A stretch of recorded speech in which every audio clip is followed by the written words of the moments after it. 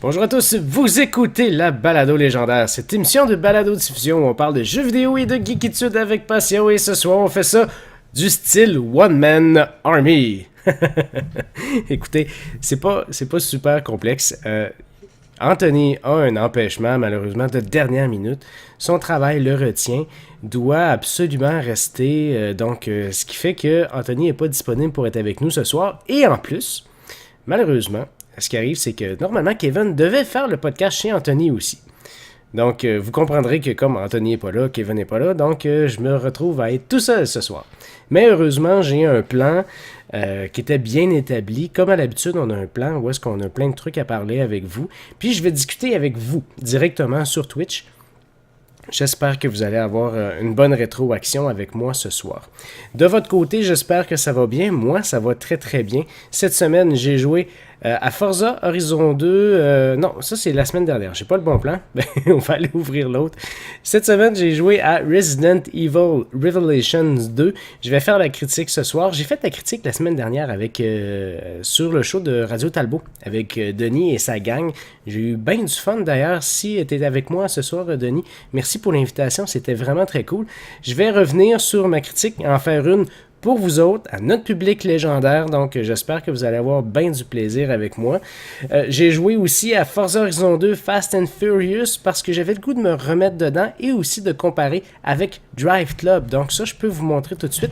Je suis en train de jouer à Drive Club. Donc, on pourrait même recommencer, voir des images, ça c'est super cool.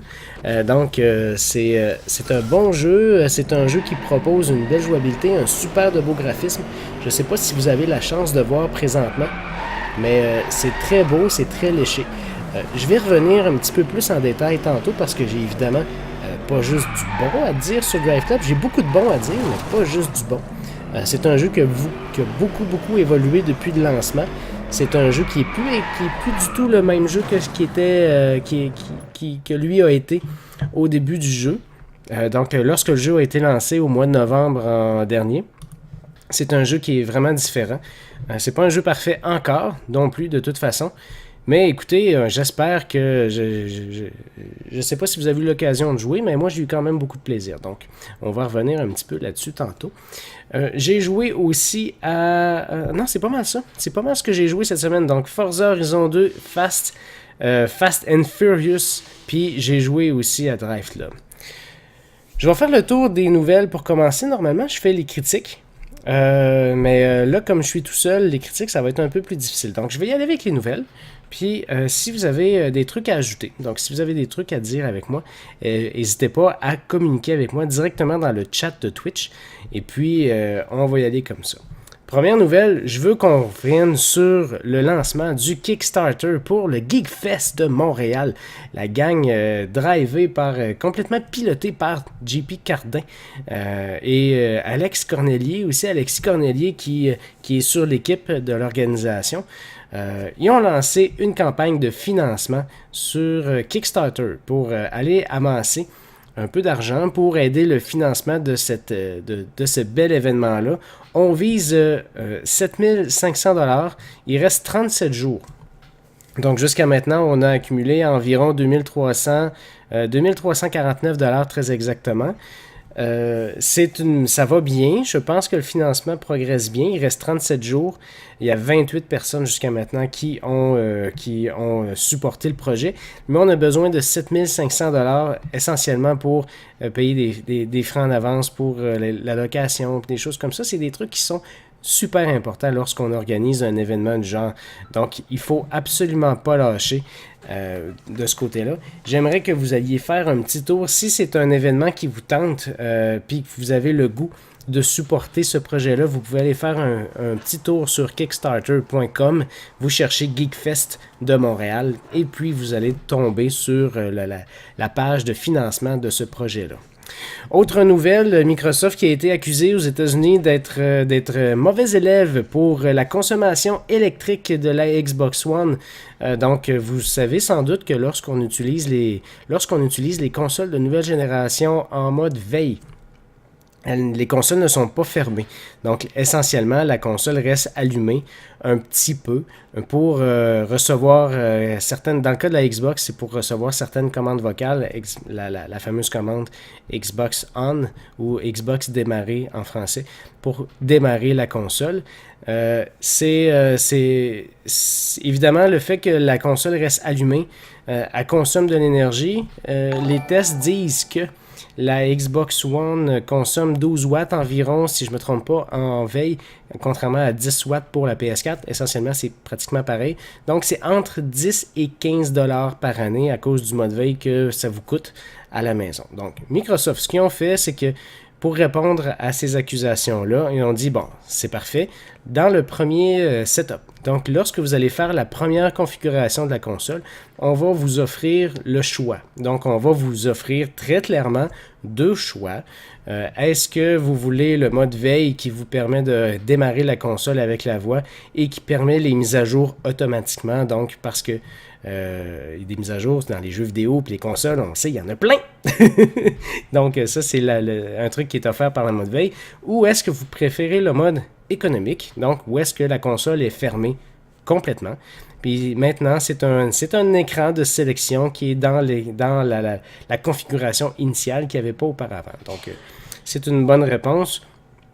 Moi, personnellement, si vous me posez la question, mes consoles sont en veille. Toujours. J'aime ça que mes mises à jour soient téléchargées automatiquement et j'aime ça que ne pas attendre. Quand je veux jouer un jeu vidéo, je veux jouer maintenant. Je ne veux pas passer 20 minutes, une demi-heure à faire une nouvelle mise à jour qui est parue pendant la journée ou quelque chose comme ça. Je veux que la mise à jour soit déjà faite. C'est pour ça que j'utilise mes consoles en veille. Je pense que ça vaut largement le 10 $ peut-être ou le 15 $ que ça me coûte en électricité au bout d'un an. Donc, on paye, mettons, pour mettre ça en perspective, on paye des services de jeux en ligne, comme le PlayStation Network et le Xbox Live, environ 50-60 $ par année, juste pour pouvoir jouer en ligne. Là, pour 10 $, on dit, ben, toutes vos mises à jour vont se faire toutes seules. Je dis ça comme ça. Ça ne veut pas dire que l'économie d'énergie et l'environnement, que c'est pas important, c'est très important. Mais c'est un choix qu'on fait. Dans le cas de mes consoles, j'ai décidé que c'était ça. Fait qu'à la place, j'ai décidé de fermer d'autres lumières. Voilà. Donc, c'est ça. Dans le cas de la PlayStation 4 aussi, il y a une nouvelle, la dernière mise à jour a activé un nouveau mode pour la mise en veille qui la rend beaucoup plus intéressante qu'avant, parce qu'avant, c'est juste que la console démarrait plus rapidement et qu'on pouvait installer les jeux à distance dessus. Donc maintenant, avec le nouveau mode de mise en veille, les jeux sont en mode aussi en veille. Donc, sont en veille aussi, exactement comme la Xbox One. Donc, vous pouvez être en train de jouer à Drive Club. Exemple, je suis en train de jouer à Drive Club. Je décide que je ferme la console. Je la mets en mode repos. Donc, la console va se fermer. Et lorsqu'on réouvre la console, ben on revient dans le jeu automatiquement. Ça, c'est un truc que je me sers souvent sur... c'est une option que je me servais depuis très longtemps sur Xbox One, depuis le lancement. Puis quand j'ai démarré la PS4 la première fois, je dis « Ah, la mise en veille, ça sert exactement à ça. » Et finalement, non, ça ne servait pas à ça. Donc, la mise en veille pour la PS4, elle ne servait qu'à mettre la console en veille. Donc, j'ai raté un petit peu mon coup avec ça et j'ai perdu une sauvegarde. Je me suis fait avoir. Mais maintenant, c'est réglé. Donc, ça, c'est un truc qui est possible aussi avec la PS4. Fait que c'est très cool. Une autre nouvelle, et celle-là, ça m'a étonné. Je ne sais pas qu'est-ce que vous en pensez.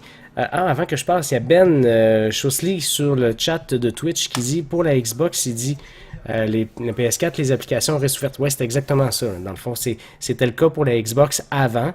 Et maintenant, c'est le cas pour la PS4 aussi. Donc, comme je viens de vous montrer, je fais juste redémarrer la console et je suis revenu dans le jeu exactement à la place où est-ce que j'avais laissé donc auparavant. Donc, si je fais continuer, ben je vais revenir exactement dans la course, puis l'auto continue à rouler tout bonnement comme ça. Je vais aller fesser dans le mur. Regardez bien. Attention, ça tourne, ça tourne, ça tourne. Là, il me reste juste la ligne d'arrivée à passer. Et voilà. Donc, j'étais un peu croche. Quand je suis comme ça, là, vous me voyez bien le côté de l'oreille ici. Là. Donc c'est ça. Fait que c'est ça. Fait que ça, pour moi, c'est des options très cool. Surtout comme parent, lorsque c'est l'heure du souper puis qu'on était en train de jouer à quelque chose aussi. Pas besoin de mettre le jeu en pause puis d'arrêter ça là. On peut simplement fermer la console, mettre ça en veille. C'est moins tannant puis on sait que ça va redémarrer très très rapidement. Donc ça, la Xbox le fait aussi. C'est la même chose. Nouvelle qui m'a vraiment étonné. Celle-là, c'est la Xbox 360. Donc, on parle pas de la Xbox One, on parle de la Xbox 360, l'ancienne console de Microsoft qui était là depuis 2005. Donc, qui existe depuis 2005. Ça fait 10 ans. Le temps passe vite. Je rajeunis pas aussi, on va les traiter. Donc, Microsoft a décidé de faire une mise à jour importante de la console qui va apporter un support qui a été très longtemps demandé, depuis plusieurs années en fait. On va offrir aux joueurs la possibilité de connecter des disques durs externes de 2 Tera. Donc ça, c'est un truc qui a été demandé très très longtemps de la part des fans de Xbox 360. Puis je sais pas pourquoi que Microsoft l'ont jamais fait avant. On comprend maintenant que c'était pas une raison technique. Moi, je pense qu'on voulait vendre des disques durs pour la console. Je sais pas si vous vous rappelez la 360, comment est-ce que c'est fait, mais pour grossir le disque, il fallait absolument il faut absolument grandir, acheter un disque dur spécial de Microsoft pour mettre sur la console. Donc c'était c'est très mercantile comme technique. Et comme là, tout d'un coup, on décide de faire la mise à jour pour la Xbox 360 pour qu'elle puisse maintenant supporter les disques jusqu'à une taille de 2 Tera. Donc, essentiellement, ça va permettre aux joueurs d'installer leurs jeux sur des disques durs externes, même si vous avez une console, une Xbox 360, le modèle 4 GB, la version Slim. Donc, essentiellement, c'est une bonne nouvelle aujourd'hui. Je déplore simplement qu'on ne l'a pas fait avant. Ça aurait été vraiment cool que ça soit fait avant. On sait que là, Microsoft voulait vendre des disques durs. Maintenant, probablement qu'ils n'en produisent plus. Et on dit, bon, ben, on va ouvrir la possibilité aux joueurs. OK, c'est beau, vous êtes gentils, mais vous auriez dû le faire avant. Ça aurait été vraiment mieux que ça aurait été fait avant. C'est pas une mauvaise nouvelle quand même. PlayStation. On parle de PlayStation maintenant. Connaissez-vous Kratos? Je pense que oui. Si vous êtes fan de PlayStation, vous êtes probablement fan de God of War et donc de son personnage principal qui s'appelle Kratos. Ben, sachez que Kratos va faire une apparition dans le jeu Shovel Knight, qui est un jeu indépendant. Shovel Knight, qui a eu une très très bonne réception. Hein. D'ailleurs, c'était un jeu exclusif pour Nintendo au début, et puis maintenant, qui est rendu sur toutes les plateformes. Eux ont décidé de signer un deal avec une entente avec PlayStation pour avoir le personnage Kratos. Donc, on a modélisé Kratos en version 8-16 bits, comme dans le style du jeu. Et on a décidé de le mettre directement dans le jeu. Je pense que je vais aller vous chercher une image. C'est trop parfait. Je voudrais vraiment aller vous mettre ça. Vous allez voir, ça sera pas bien long. Donc, si vous êtes fan du jeu, c'est une bonne raison pour y rejouer encore parce que vous allez pouvoir avoir accès à Kratos. C'est disponible pour PlayStation, mais PlayStation au sens large. Donc, PlayStation 3, PlayStation 4 et PlayStation Vita aussi. Donc, c'est une très bonne nouvelle. Je ne sais pas si c'est payant. Par contre, j'ai pas regardé pour savoir. J'ai l'impression que ça va être gratuit, mais je suis pas certain. Prenez pas ça pour quelque chose qui est coulé dans le béton. Ça se peut que je me trompe. J'ai pas la réponse. Donc, je suis en train de vérifier ça. Un instant. Ah, c'est pas tellement grave. Je vais vous copier le lien de la nouvelle directement dans le chat de Twitch. Vous allez pouvoir vérifier ça aussi. Et ensuite, je vais télécharger l'image. Je vais mettre ça sur mon PC. J'aurais dû le préparer, mais c'est ça qui arrive quand on est tout seul. Image, je vous montre ça tout de suite.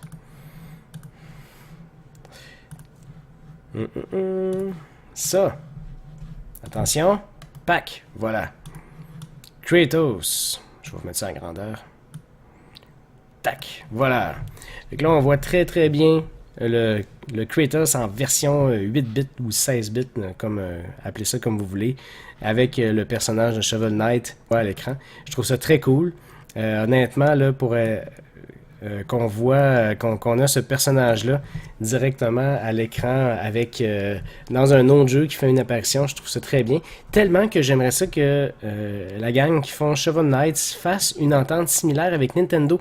Après tout, ce jeu-là est paru en exclusivité pour les consoles de Nintendo au début. Pourquoi pas de voir un des personnages de Nintendo iconiques apparaître dans ce jeu-là, ça serait vraiment très cool. Ça serait très bien. On a déjà vu Nintendo signer des ententes du genre, exemple, où est-ce qu'on pouvait avoir Link dans Soul Calibur 2, si je me rappelle bien, lorsqu'on y jouait sur GameCube, et c'était d'autres personnages lorsqu'on jouait sur d'autres plateformes. J'aimerais voir la même chose avec Shovel Knight. Et si vous n'avez pas joué à Shovel Knight, c'est mon cas, apparemment qu'il faut vraiment jouer à ça. Donc tout le monde me dit c'est un jeu extraordinaire, très old school aussi, très difficile quand même, c'est pas un jeu facile, mais très très bien, donc c'est excellent. Voilà pour cette nouvelle de Shovel Knight. La prochaine, c'est NHL 15. C'est un jeu qui est paru en septembre dernier sous des tonnes de critiques. Avec raison d'ailleurs, parce que le jeu a été lancé, il manquait quand même beaucoup de fonctionnalités. Fonctionnalités qui essentiellement ont presque toutes été ramenées au fil du mois d'octobre. Donc ça a pris environ un mois à un mois et demi pour avoir ces trucs-là. C'est là maintenant, la nouvelle, c'est que si vous êtes sur Xbox One, vous connaissez sans doute la possibilité de vous abonner au service EA Access. Donc ça, c'est un service distribué par Electronic Arts pour les jeux exclusifs de EA. Ce que ça donne la possibilité d'essayer des jeux pendant 5 jours avant leur parution, et ça gratuitement. Gratuitement, tant que vous êtes abonné, évidemment. Ça donne accès à une bibliothèque de jeux qui s'appelle The Vault, qui est dans EA Access et auquel les joueurs qui sont abonnés peuvent jouer à ces jeux-là, qui sont des jeux complets, donc gratuitement, avec cet abonnement-là. Donc, la nouvelle du jour, c'est que NHL 15 rejoint cette bibliothèque-là. Donc maintenant, le jeu de hockey iconique va être disponible gratuitement pour les abonnés de EA Access. Donc si c'est votre cas, vous pouvez aller le télécharger maintenant. C'est disponible dès maintenant.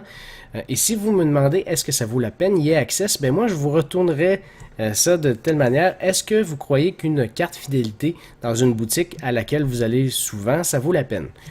Là, probablement que vous allez me dire oui. Parce que moi, je considère que le EA Access, c'est comme une carte fidélité, en fait. Si vous consommez du Electronic Arts souvent, ben, la carte fidélité EA Access, d'une certaine manière, peut valoir la peine parce que vous allez avoir accès à des jeux gratuits. Et ça vous donne 10% de rabais sur tous vos achats numériques. Donc, ça, c'est très cool. Exemple, si j'achète Battlefield Hardline demain matin, ben c'est pas 70$ que je vais le payer, c'est 62$ parce que j'ai un 10% de rabais automatiquement parce que je suis abonné EA Access. Le EA Access, si vous le prenez, payez pas par mois. Par mois, c'est beaucoup trop cher. C'est 5$ par mois, ça fait 60$ par année. Choisissez la formule 12 mois, donc c'est un seul paiement de 30$. Et vous allez avoir accès à vos rabais durant toute l'année. Donc ça vaut la peine. NHL 15, c'est meilleur que c'était. Moi, je lui avais donné un 7.5 sur 10 à l'époque, lorsque je l'avais testé au mois d'octobre dernier. Les mises à jour avaient déjà été faites, donc j'avais eu quand même une opinion un peu plus généreuse que certaines personnes. Mais voilà, ça dépend de vous. Allez faire un petit tour sur le site épélégendaire.com pour aller retrouver cette critique. Dernière nouvelle pour la soirée, il n'y aura pas de chat online pour le jeu Splatoon. Splatoon, c'est un jeu de Nintendo qui s'en vient très très bientôt. Et Nintendo a dit officiellement, non c'est vrai, les rumeurs sont fondées, il n'y aura pas de chat online pour le jeu Splatoon. Et la raison évoquée, c'est que les développeurs n'aiment pas la négativité sur le web. En clair, ils n'aiment pas les trolls, ils n'aiment pas les sacres, ils n'aiment pas les gens qui s'envoient promener dans les jeux en ligne et tout. Et on a peur que un jeu comme Splatoon entraîne ce genre de comportement-là. Donc on a dit, tant pis, on ne met pas de chat online. Je suis pas sûr. Moi j'ai l'impression que c'est une raison technique, qu'on donne cette raison-là simplement pour se donner bonne conscience. Il n'y a pas beaucoup de jeux en ligne chez Nintendo où est-ce qu'on supporte le chat online. Il y a Mario Kart où est-ce qu'on peut chatter online, mais entre deux parties, et on doit l'activer comme avec un bouton. Là, c'est pas fait nécessairement automatiquement. je pense que les services, je pense que l'infrastructure chez Nintendo pour les jeux en ligne est encore en arrière aujourd'hui, est encore déficiente par rapport aux autres offres. Nintendo a des jeux incroyables, a une bibliothèque de jeux vraiment fabuleuse et fantastique, mais ça n'empêche pas de constater objectivement qu'il y a des manques. J'aimerais avoir du chat online lorsque je joue à Mario Kart avec des inconnus. J'aimerais avoir du chat online aussi pour Splatoon qui va sortir bientôt. J'aimerais avoir du chat online pour d'autres trucs. Donc voilà. Là, j'entends des gens s'abonner. Hey, merci JS Chaplot. Là, on voit mon Skype, mais j'avais oublié de mettre mes Twitch Alerts sur ma webcam. Donc, je vais vous ajouter ça. Ça sera pas bien long, vous allez voir. Twitch Alert. On va couper la fenêtre un petit peu. Ça va être plate pour les gens qui sont en MP3, mais je vous aime quand même, les gens en MP3. C'est juste que lorsqu'on est en direct, on veut donner le maximum aux gens qui sont en direct avec nous. Voilà. Je vais le mettre ça un petit peu plus bas. Voilà. Donc, s'il y a quelqu'un qui veut tester le Twitch Alert, ça serait le bon temps. Ça serait parfait. Oh, j'ai oublié de couper un tout petit coin. Ensuite, critique pour la soirée. Je vais faire un retour sur le jeu Resident Evil Revelations 2, qui est un jeu qui est paru au mois de février dernier. Ce jeu-là, j'ai bien apprécié. Donc, je ne sais pas si vous avez eu l'occasion d'entendre ma critique chez Radio Talbot. C'est la semaine dernière.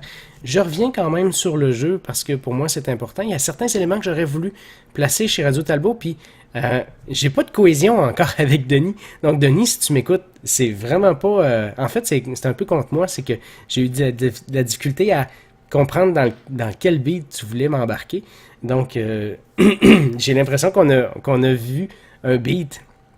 qu'on avait un beat exactement comme dans ton émission au canal, là, où est-ce qu'on ne doit plus parler là, maintenant parce que ça fait trop longtemps. C'est dans une autre époque, on y pense plus.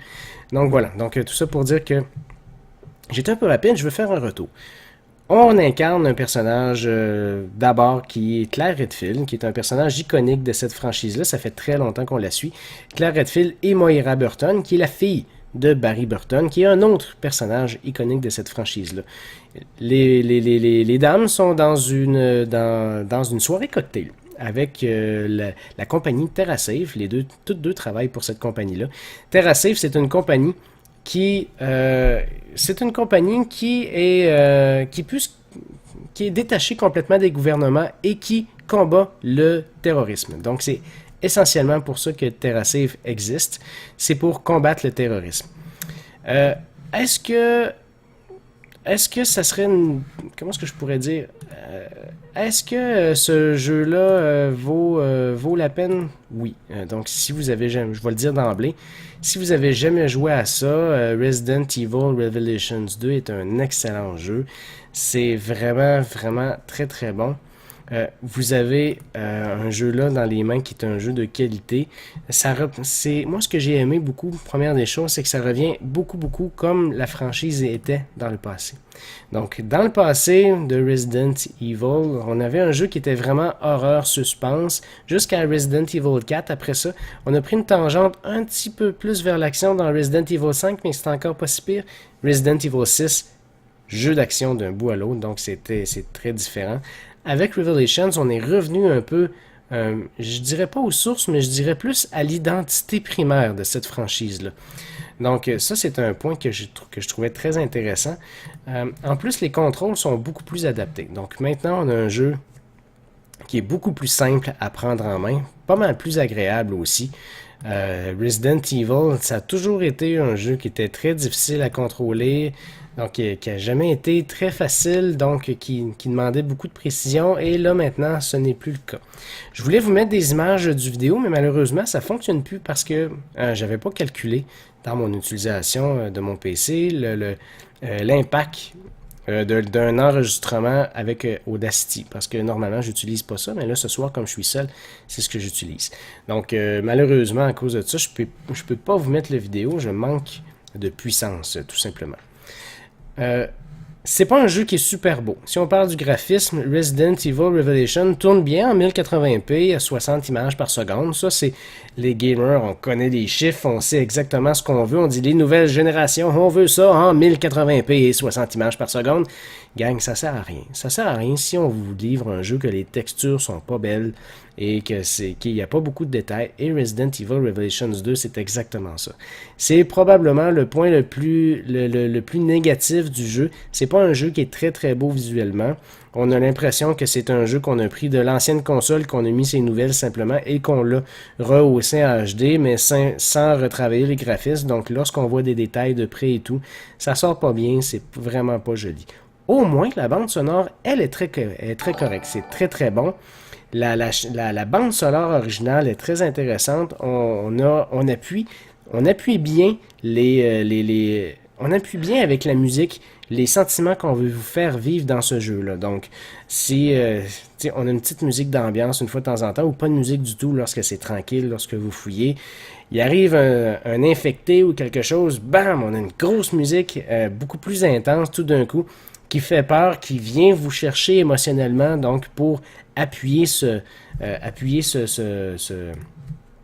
effet-là. Donc ça, c'est un autre truc. On a aussi tous les effets sonores. Donc lorsqu'on entend des infectés qui sont dans les autres pièces, lorsqu'on on les entend bien marcher, on les entend râler, on les entend donc dans les autres pièces à côté. Ça, c'est bien fait aussi. Ça contribue énormément à l'ambiance de ce titre-là. Une chance que l'aspect audio est bien réussi parce qu'autrement, ça aurait été un désastre, ça aurait pu être très désagréable à jouer parce que le jeu est vraiment pas beau.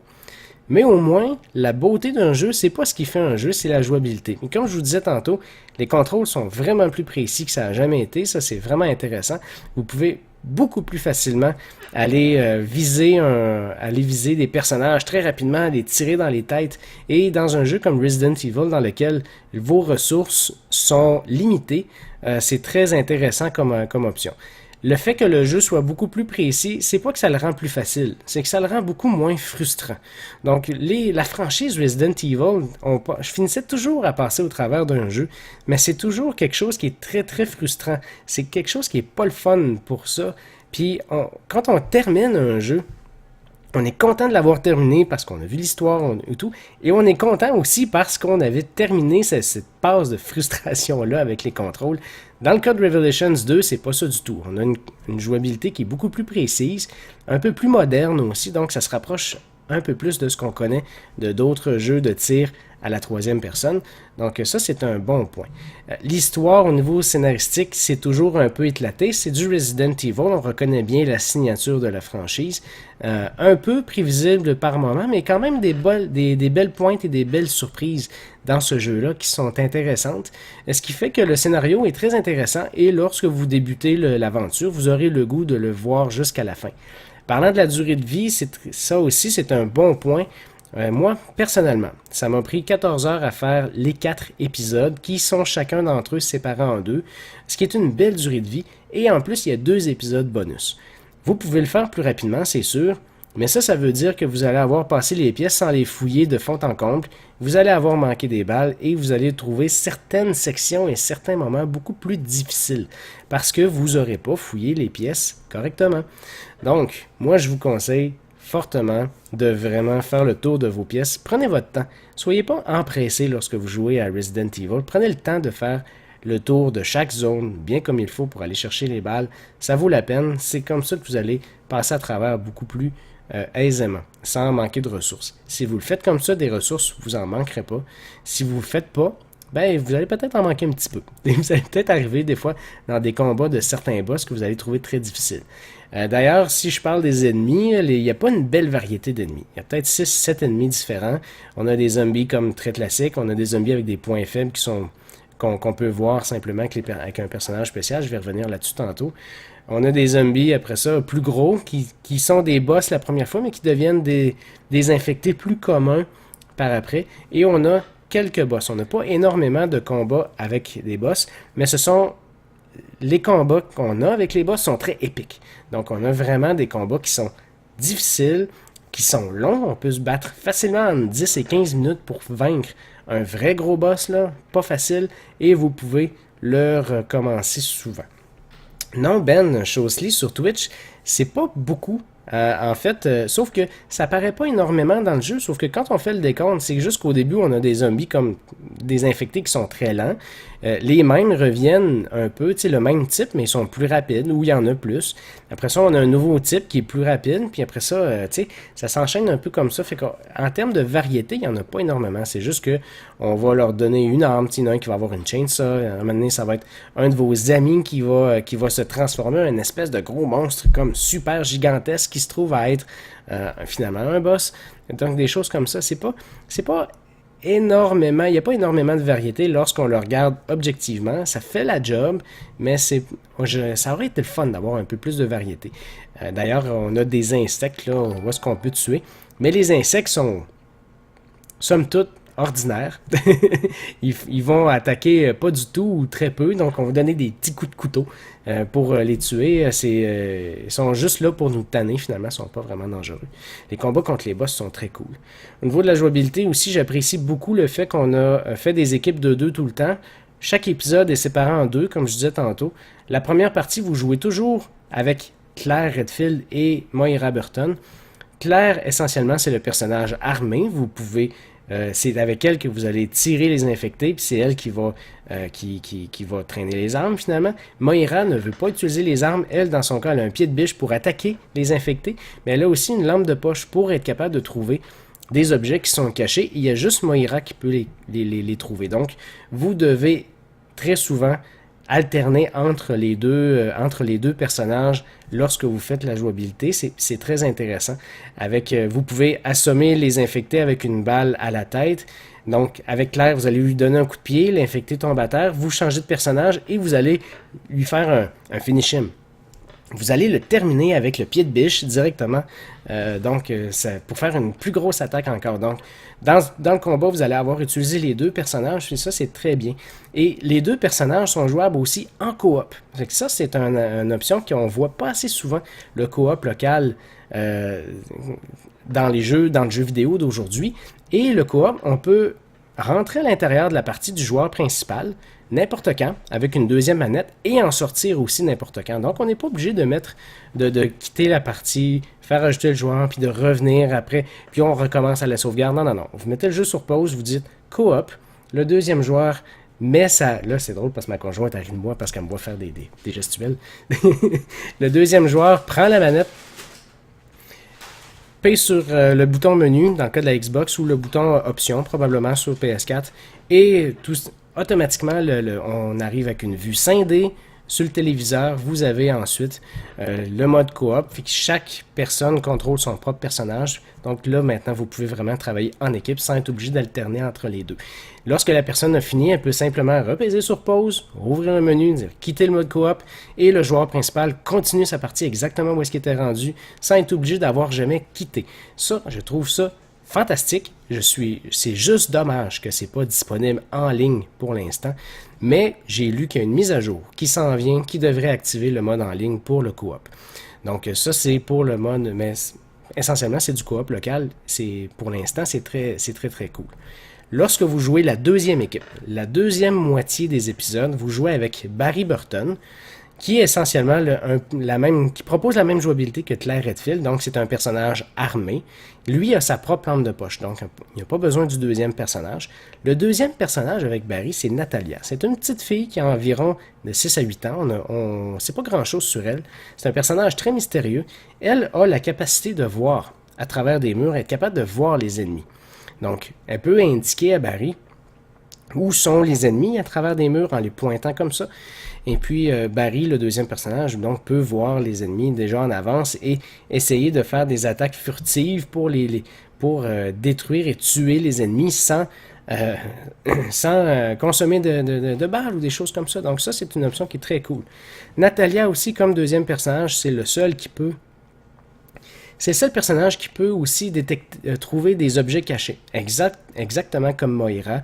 Donc, encore une fois, entre Barry et Natalia, vous n'aurez pas le choix de faire pardon. Vous n'aurez pas le choix de faire une alternance constante entre les deux personnages. Pour la même raison que tantôt, on peut faire aussi le coop avec les deux personnages. Donc, le jeu est jouable en coop local entièrement. Ça, c'est cool. Il y a des modes. Il y a un mode spécial qui est un mode... j'ai oublié le nom, mais c'est un mode où est-ce qu'on doit survivre à des vagues d'infectés de plus en plus grandes et où est-ce qu'on gagne de l'expérience, on devient plus puissant. Certains joueurs aiment ça. Je me suis fait reprocher un petit peu de ma critique écrite de ne pas en avoir parlé ou de ne pas avoir traité. C'est un mode qui existe. Ça aussi, vous pouvez le faire seul ou en coop local. C'est très cool.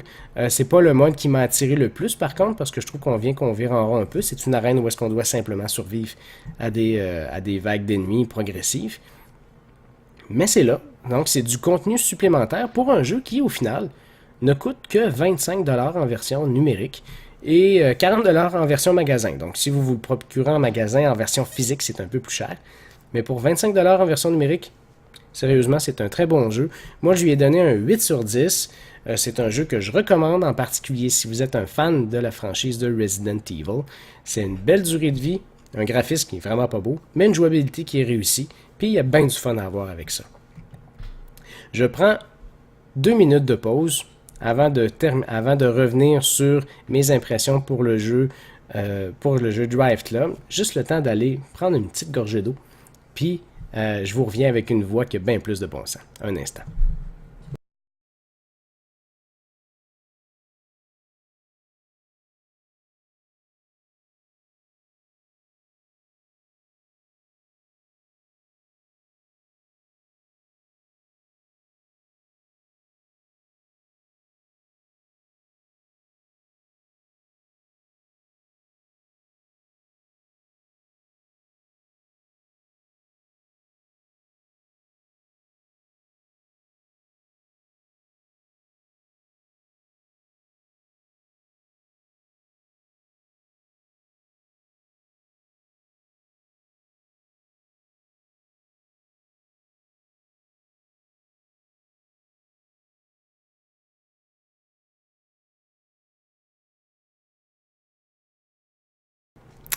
Je suis de retour. Ça n'a pas été long, j'ai fait ça très rapidement. Je ne veux pas vous faire patienter. Vous êtes les meilleurs fans. Vous le savez peut-être pas, mais vous êtes vraiment extraordinaire de m'écouter parler comme ça, tout seul. Je rappelle pourquoi je suis tout seul aussi, c'est parce que malheureusement, mon collaborateur Anthony a été retenu au travail et je voulais pas annuler le show parce que on est des combattants, on est forts, on est bons, on fait ça pour vous autres. Donc, puis je voulais absolument pas manquer cette émission-là. Et puis, ben, du coup, pour Kevin était avec Anthony, donc Anthony n'est pas là, Kevin n'est pas là. Donc, voilà. Un retour sur Drive Club. Je veux vous parler du jeu Drive Club. Voyez-vous là, j'ai une erreur, parce que là, ma manette est fermée. Un instant. Drive Club que j'ai commencé à jouer le week-end, la semaine dernière. Parce que ça fait longtemps. Vous savez, si vous suivez l'émission depuis très longtemps, l'émission de l'épée légendaire, vous savez que depuis que je dis que je veux une PS4, je veux jouer à Drive Club. J'ai parlé longtemps de nouvelles puis de trucs négatifs autour de ce jeu-là, parce que c'est un jeu qui en arrache. C'est un jeu qui s'est fait vraiment ramasser par la critique au début, avec raison. Hein? C'est un jeu qui a été retardé donc d'une année complète par l'équipe d'Evolution Studios et chez Sony aussi. C'est un jeu aussi qui mériterait, qui est très beau. Moi, honnêtement, je vais vous dire que Drive Club, c'est le plus beau jeu de char qui existe présentement. Point. Visuellement, c'est le plus beau. Il n'y a aucun jeu qui existe qui est aussi beau que ça. Là, vous voyez ma progression présentement. Oh non, vous ne voyez pas. Je vais tasser ma face. Vous allez voir. Voilà. Vous voyez ma progression en haut? 223 étoiles sur 225. C'est là où est-ce que je suis rendu dans la course principale. Donc, on peut dire que le championnat principal, je l'ai pratiquement terminé. J'ai joué beaucoup. Aujourd'hui, Drive Club, c'est un bien meilleur jeu que c'était à l'époque. Mais c'est un jeu qui a encore beaucoup de manques. Visuellement, comme je disais, pour vous donner mes impressions, c'est très beau. Je vais démarrer une course juste pour vous le montrer. On fait ça live, là, direct comme ça. Visuellement, c'est un jeu qui est très beau. C'est un jeu... Il n'y a pas d'autres jeux de course qui sont aussi beaux que ça. Même Forza Horizon 2, qui est le jeu que j'ai joué le plus cette année, qui est un très très beau jeu. Là. Forza Horizon 2, ça avait levé le standard de beauté pour les jeux vidéo de course. Mais Drive Club est plus beau encore. Drive Club est plus beau parce que les courses sont fermées. Puis ça, c'est mon premier défaut, c'est qu'il n'y a absolument rien dans Drive Club qui vous permet de sortir de la piste. Donc, aussitôt que vous sortez de la piste un petit peu, il y a des murs invisibles partout. On a des murs invisibles tout le tour des courses. Je sais que c'est des courses en circuit, mais ça aurait été le fun des fois à un moment donné où est-ce que tu arrives sur le bord d'une montagne, où est-ce que tu peux... sur le bord d'une montagne, où est-ce que finalement le véhicule, tu rates ta courbe puis tu tombes en bas. Donc là, j'ai de la difficulté à conduire parce que je conduis avec un gros lag. Là, en fait, ce que je veux vous montrer, c'est les graphismes. Donc, il y a beaucoup de murs invisibles comme ça. Je vais essayer de regarder ce que je vois à côté. Là. Fait que ça, c'est un défaut. Je trouve que c'est bien dommage. Ce jeu-là aurait mérité quelque chose de bien plus beau. Je vais vous montrer la vue cockpit. Regardez la vue cockpit, comment c'est beau. C'est assez écœurant. C'est vraiment, là, visuellement, ils n'ont pas raté leur coup. Moi, ce qui me pose problème plus avec Drive Club, en fait, c'est que il n'y a pas beaucoup de contenu. Honnêtement, là, je pense que du côté de Drive Club, ce qui manque énormément, c'est que ce jeu-là, il y a du... Tu sais, tu rentres dans le jeu, c'est un jeu de course, hein? Chaque jeu de course propose des courses. Là-dessus, on s'entend. Chaque jeu de course, on fait des courses. Bon. Drive Club, on ne fait que des courses. On n'a que 3 types de courses. Donc, des courses régulières contre d'autres véhicules, on a des courses de drift et on a des courses contre la montre. Il n'y a rien d'autre. C'est ça que mon problème avec Drive Club, c'est qu'on commence et on a fait des courses. Si vous êtes un fan pour acheter des véhicules que vous aimez puis vraiment conduire une grande variété de véhicules, vous ne trouverez pas ça avec Drive Club. Il y a une variété de véhicules intéressante, mais il n'y a pas une grande variété de véhicules. Vous ne choisissez pas les véhicules que vous achetez. Vous avez automatiquement, votre expérience vous débloque des véhicules, mais vous ne pouvez pas prendre l'expérience pour acheter tel véhicule parce que vous êtes un fan de Lamborghini puis vous voulez acheter la Lamborghini, ou vous êtes un fan de Mustang puis vous voulez acheter la Mustang. Il n'y a même pas de Mustang, il n'y a pas de voiture américaine dans Drive Club. Il n'y a pas de rien à grinder nécessairement, donc à part de faire des courses et de les refaire pour mieux les faire, donc il n'y a pas ça non plus. Ce qui fait que, tu sais, c'est un bon jeu. Drive Club, c'est pas mauvais, là. C'est super le fun, la conduite est bien réalisée, les courses de drift sont super le fun aussi. Quand vous avez commencé à maîtriser ça, c'est vraiment trippant. Les modes en ligne sont bien, les courses les courses de club sont intéressantes.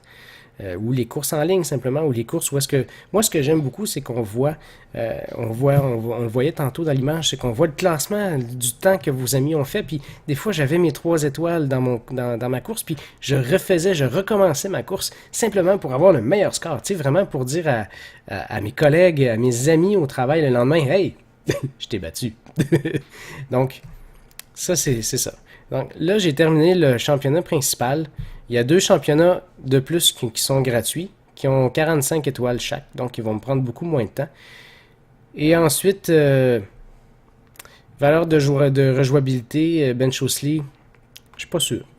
Je joue Drive Club présentement exactement de la même manière que Forza Horizon 2, après y avoir mis 100 heures de jeu. Parce que si je fais un comparatif dans Forza, des trucs à trouver, des pancartes à éclater, on a un mode en ligne, on a des courses de zombies dans Forza Horizon 2. Puis là, je sais que c'est un jeu de course, puis là, vous me dites, ouais, mais c'est pour faire des courses, les jeux de zombies, c'est con. Ben ok, c'est con. Mais c'est le fun. L'idée, là, c'est que chaque jeu de course doit trouver une façon de se différencier de la compétition, et c'est ça que Drive Club ne fait pas. Donc, il manque de course, il manque de contenu. Moi, aujourd'hui, si je faisais la critique de ce jeu-là, je lui donnerais quand même un 7.5, parce que ça reste que c'est un maudit beau jeu.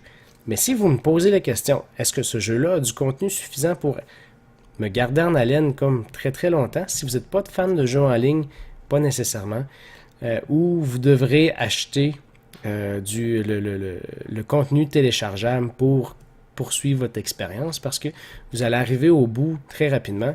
C'est mon cas. Moi, j'y ai joué une semaine et j'ai pratiquement terminé. Donc voilà pour Drive Club. Je suis pas déçu, je l'ai pris à rabais, donc j'ai eu quand même énormément de plaisir avec ça. C'est un bon jeu, mais j'espère que c'est une plateforme pour faire quelque chose de bien mieux parce que c'est un jeu qui visuellement est très très très beau.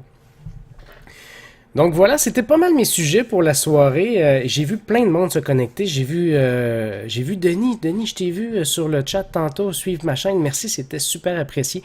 Puis merci aussi pour le partage de ta chaîne sur la mienne. Donc le host, je cherche le nom en français, c'est l'hébergement. Donc l'hébergement de ma chaîne sur la tienne, c'était très gentil. J'espère que vous allez avoir apprécié cette courte émission-là quand même. C'est pas facile de faire une émission comme ça, complètement seul. Je suis pas habitué. J'espère que j'ai bien fait ça et j'espère que vous en aurez profité, que vous aurez eu du plaisir avec moi. Je vous invite à suivre notre site web épélégendaire.com et les réseaux sociaux où est-ce qu'on se trouve. Vous les voyez présentement au bas de l'écran, mais sur Facebook, /épée légendaire, sur Twitter.com /épée légendaire, notre chaîne Twitch épée légendaire et notre site web aussi. Donc, moi, je contrôle tous les comptes officiels de ça. Je vous y invite à venir faire un tour pour lire nos chroniques, nos articles et nos critiques. Regardez nos critiques vidéo aussi. Donc, celle de Resident Evil Revelations 2 cette semaine. Et moi, je vous donne un rendez-vous la semaine prochaine, et pas seul, je l'espère cette fois-là, pour une autre balado légendaire. Donc, je vous remercie et je vous souhaite une excellente fin de soirée tout le monde. Bye bye.